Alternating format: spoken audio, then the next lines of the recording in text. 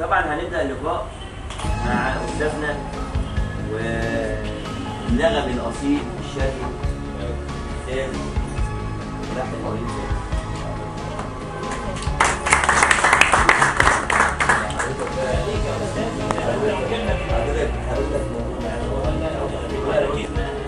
ابراهيم، لانه طبعا ابن اسكندريه زينا، واستاذنا ابراهيم طبعا له اعمال كتير قوي، يمكن اشهرهم اللحن اللي بتغنيه نجاح سلام وليست سلام، يعني نطق سلام وليست سلام.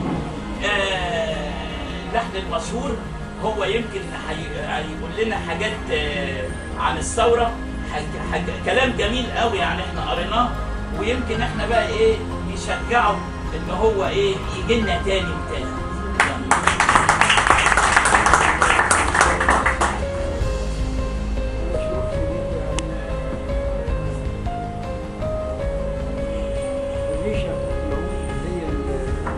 للملحن هو دي حديثه اكثر من الكلام.